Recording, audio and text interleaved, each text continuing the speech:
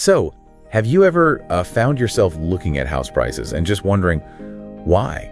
Why can two homes, maybe looking pretty similar, cost, well, completely different amounts? Yeah, it's a common question, and often the answer isn't obvious just by looking. It can come down to something like an invisible line on a map. Exactly. And today, that's what we're diving into. We're looking at these invisible lines, school zones, specifically around Potchefstroom. We've got some really interesting insights pulled from revolvestate.com. And our plan today is really to unpack how schools actually bump up house prices. That's right. And these school zones, they're essentially just designated areas around specific schools, homes inside these areas, often super popular, especially with families. Okay, let's unpack this a bit more then. Yeah. Why do these school zones make such a difference to home values? It seems like a big impact. It really boils down to what families are looking for. Good schools nearby, that's a huge draw. So when you have great schools, families naturally want to live close by. This demand, it pushes up the value of homes in those spots. And it tends to keep those values pretty strong over time, too. It's almost like, an investment in your kid's education and your property value. Okay, that makes sense. But here's where I think it gets really interesting.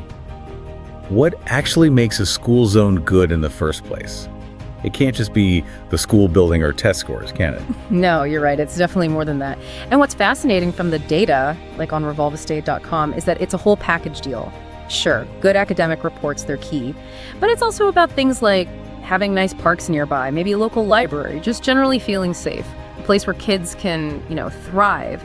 And the community itself plays a big role too. Active parents, local events. It all adds up to making it a genuinely great place to live, which then supports those house prices. Right, the whole atmosphere. So connecting that back. What does all this mean for someone who maybe lives in one of these zones or is thinking about buying there? What are the tangible benefits? Well, looking at the bigger picture, the benefits are pretty significant. On one hand, you often get a better quality of life. Good schools are just the start. You've got the parks we mentioned, maybe better local services, and then there's the financial side. Properties near these desirable schools tend to hold their value really well, even if the wider market dips a bit. Plus, they often see better growth, better appreciation, because there's always that underlying demand from families wanting the best education options. Yeah, and we saw some specific examples of that from the Revolve Estate data for Potchefstroom, didn't we? Like, a home near Potchefstroom Boys High, its value saw a really noticeable jump when the school's performance metrics improved even further. Exactly. And there was another one near Potchefstroom Girls High. That area saw values climb when local improvements happened, like better parks and maybe some safety initiatives. It all connects. It really shows that link. Which does raise a practical point, doesn't it? If you do own a home in a good school zone, what can you actually do yourself? Yeah, good question. With some simple things, really. Thinking about what families want, maybe making your home obviously family-friendly, perhaps adding a safe play area in the garden, or just highlighting features that appeal to families.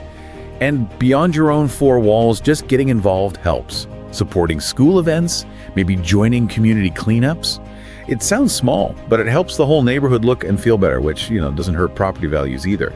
So you can really see how much schools and the community around them can prop up home values. It's this mix, isn't it? Location, school quality, and how involved everyone is. Absolutely. And remember, choosing a home in a good school zone, it's often about more than just the money. It's an investment in a certain lifestyle, a community, and potentially a really happy place for family.